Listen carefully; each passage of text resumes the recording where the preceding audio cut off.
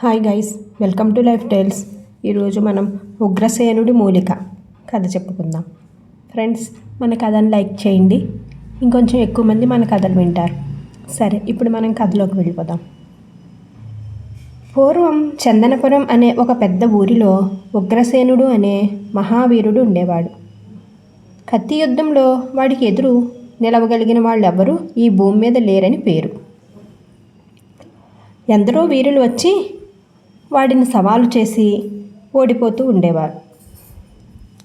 అలా ఆ ఊళ్ళోనే మహానందుడు అనే యువకుడున్నాడు.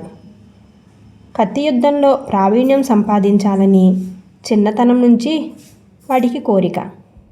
కానీ ఎవరి దగ్గర చేరి ఎన్ని మెలకువలు నేర్చుకున్నా ఆ విద్యలో ఇంతవరకు తాను ఓడిపోవటమే తప్ప ఎప్పుడూ కూడా ఏ ఒక్క వీరుణ్ణి కూడా ఓడించలేకపోయాడు. అలాంటి పరిస్థితుల్లో బైరాగి ఒకడు ఒక రోజున మహానందుడి ఇంటి ముందు నిలబడి, కడుపు నిండా అన్నం పెట్టిన వాళ్ళకి ఎంత కష్టమైన కోరికనైనా తీరుస్తాను అంటూ కేక పెట్టాడు. ఈ కేక విని అంతవరకు ఎవరూ పట్టించుకోలేదు. కానీ మహానందుడు మాత్రం ఇంటి బయటకు వచ్చి, ఇతరుల కోరికలు తీర్చగల వాడికి కడుపు నిండా అన్నం దొరకదా అంటూ కుతూహలంగా నవ్వుతూ అడిగాడు. దానికి బైరాగి, మధురమైన ఫలాలను ఇవ్వగల చెట్టుకి గుప్పెడు నీళ్లు కావాలంటే మనిషే కదా ఆధారం. మనిషి పళ్ళును తయారు చేయలేడు, చెట్టు నీళ్లను వెళ్ళి తెచ్చుకోలేదు. మనుషుల్లో కొందరు చెట్ల లాంటి వాళ్ళు ఉంటారు, నేను అలాంటి వాణ్ణి అన్నాడు. మహానందుడు బైరాగికి కడుపు నిండా అన్నం పెట్టి, కత్తి యుద్ధంలో నన్ను మించిన వాళ్ళు ఉండకూడదు, అది నా కోరిక అన్నాడు. బైరాగి వెంటనే తన జోలెలోంచి ఒక మూలిక తీసి మహానందుడికిచ్చి, దీన్ని నమిలి మింగు, నీలో కొత్త శక్తి వస్తుంది. ఆ తర్వాత ఒక్కసారికి ఒక మహావీరుణ్ణి కత్తి యుద్ధంలో ఎలాగోలా ఓడించు. అప్పటి నుండి ఆ వీరుణ్ణి మించిన వాళ్లను తప్ప మిగతా అందరినీ అవలీలగా ఓడించగలుగుతావు అన్నాడు. ఒక్కసారి ఉగ్రసేనుణ్ణి ఓడించగలిగితే కత్తి యుద్ధంలో ఉగ్రసేనుణ్ణి మించిన వారు లేరు కాబట్టి ఆ తర్వాత నుంచి తనను ఓడించేవారెవరూ ఉండరని మహానందుడు అనుకున్నాడు. కానీ మొదట ఉగ్రసేనుణ్ణి ఓడించటం ఎలా? బైరాగి మహానందుడి సందేహం విని, నువ్వు స్వయం శక్తితో ఉగ్రసేనుణ్ణి ఒక్కసారి ఓడించగలిగితే వాడు మళ్ళీ నిన్ను ఓడించలేడు. ఎలాగోలా ఉగ్రసేనుణ్ణి ప్రలోభపెట్టి తనకు తానే ఒక్కసారి ఓడిపోయేలా చేశావో ఆ తర్వాత నుంచి వాణ్ణి తప్ప ఇంకెవరినైనా నువ్వు ఓడించగలుగుతావు. ఉగ్రసేనుణ్ణి సవాలు చేసి నువ్వే ఓడిపోయావు అనుకో, ఈ మూలిక నీకింక పనిచేయదు అని చెప్పాడు. ఉగ్రసేనుణ్ణి ఒక్కసారి ఓడిస్తే అటుపైన అందరినీ ఓడించటం సాధ్యపడుతుందంటే నాకు నమ్మకం కలగటం లేదు అన్నాడు మహానందుడు. బైరాగి నవ్వి, మందైనా వరమైనా నమ్మకంతోనే పనిచేస్తాయి. ఒక్కసారి విజయం చవి చూసావంటే ఆ ఉత్సాహం నీలో కొత్త శక్తిని పుట్టిస్తుంది.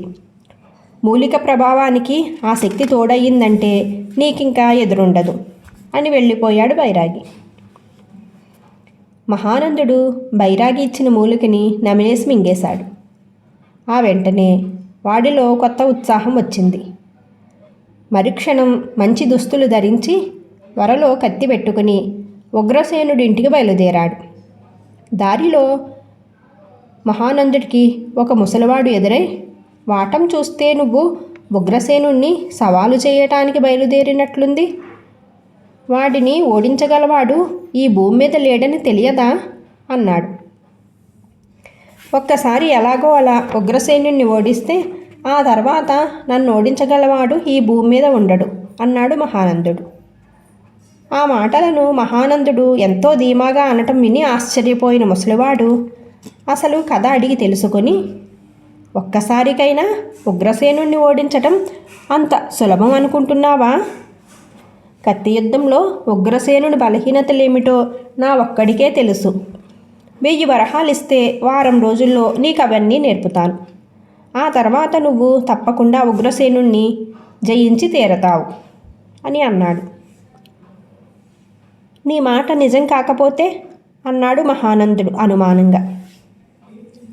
అప్పుడు నీ వద్ద డబ్బులు తీసుకోను, సరికదా, నేనే నీకు తిరిగి 1000 వరహాలిస్తాను అన్నాడు ముసలివాడు.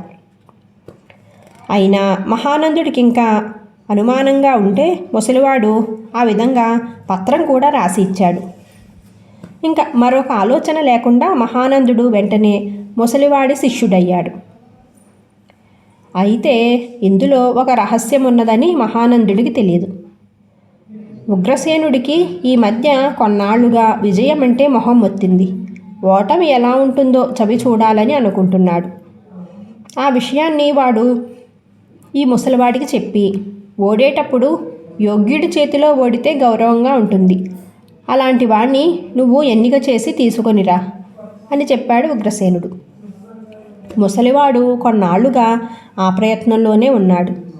బైరాగి నుంచి మూలికను సంపాదించిన మహానందుడి కంటే యోగ్యుడు ఇంకెవరుంటారు? ఒక వారం రోజులు గడిచాక మహానందుడు ఉగ్రసేనుణ్ణి సవాలు చేశాడు.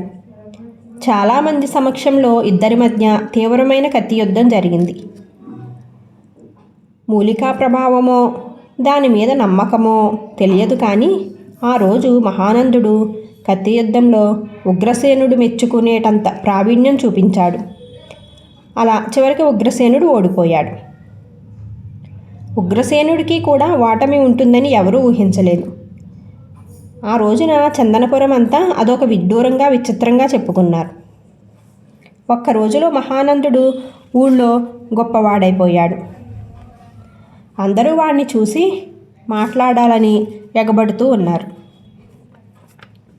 మహానందుడు అన్న ప్రకారం ముసలవాడికి 1000 వరహాలు ఇచ్చుకున్నాడు. ఆ రోజు నుంచి మహానందుడి పేరు మహావీరుడిగా మారిపోయింది. ఈలోగా పూర్వం ఉగ్రసేనుడి చేతిలో ఓడిపోయిన మహావీరులు కొందరు ఈ వార్త విని చందనపురం వచ్చారు. వాళ్ళంతా కూడా గతంలో మహానందుడి దగ్గర ఓడిపోయిన వాళ్లే. కత్తి యుద్ధంలో మహానందుడి ప్రావీణ్యం ఏపాటిదో వాళ్ళకి ఇదివరకే తెలిసి ఉండటం వల్ల బహుశా ఉగ్రసేనుడి ప్రావీణ్యం, శక్తియుక్తులు కొంత తగ్గి ఉంటాయేమో అని అనుకున్నారు.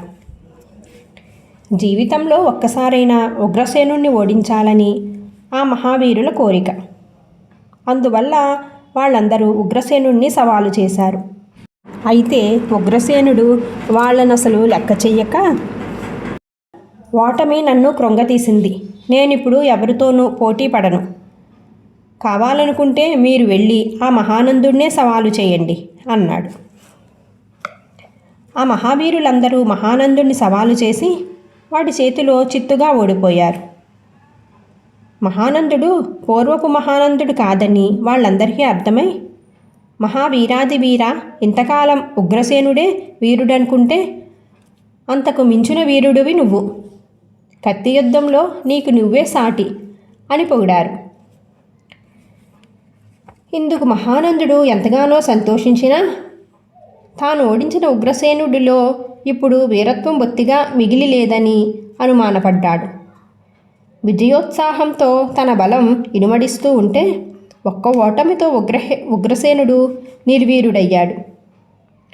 వాడిప్పుడు సాటి వీరులతో తలపడటానికి భయపడుతున్నాడు అని అలా ఆలోచించిన మహానందుడు జనులందరూ శక్తిని కోల్పోయిన ఉగ్రసేనుణ్ణి తాను ఓడించినట్లుగా అనుకోకుండా ఉండాలంటే ఉగ్రసేనుడు కూడా మిగతా వీరులతో తలపడి వాళ్లను ఓడించాలి.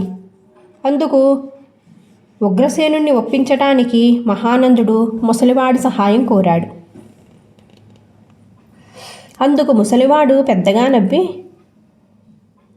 ఉగ్రసేనుడు వారెవరితోనూ తలపడడు, కావాలంటే వారందరినీ ఓడించిన నీతోనే తలపడతాడు అని అన్నాడు.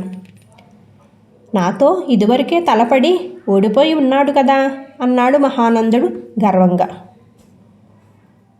ఓటమి ఎలా ఉంటుందో రుచి చూడాలని అప్పుడు కావాలనే ఉగ్రసేనుడు నీ మీద ఓడిపోయాడు, ఇప్పుడిక వాడిని ఓడించటం నీ తరం కాదు అన్నాడు ముసలివాడు. నాది విజయ ఉత్సాహం, ఉగ్రసేనుడిది ఓటమి వల్ల కలిగిన నిరుత్సాహం, నిస్పృహ.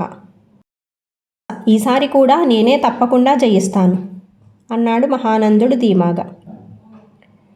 నీకు తెలియదన్నమాట.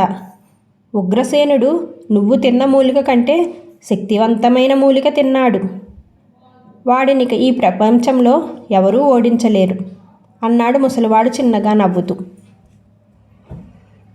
ఆ జవాబుకి మహానందుడు ఆశ్చర్యపోయి, ఉగ్రసేనుడికి కూడా ఆ బైరాగే మూలిక ఇచ్చాడా అని అడిగాడు.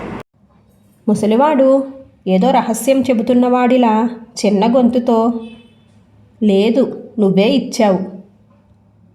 సమర్థుడైన మహావీరుడు ఓటమి చవి చూస్తే దెబ్బతిన్న పులిలా మరింత శక్తివంతం అవుతాడు.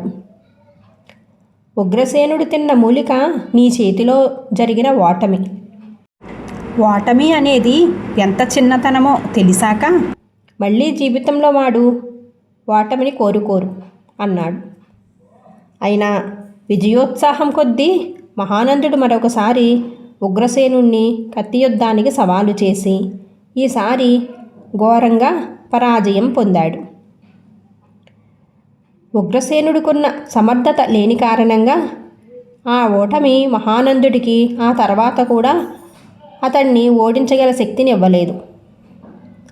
ఇది జరిగాక మహానందుడు తన శక్తి ఏపాటిదో తెలుసుకొని దానికి తగ్గ పోరాటాలకే అలవాటు పడ్డాడు. కథ సుఖాంతం. Thank you for watching guys. Friends, like చేయండి. Thank you.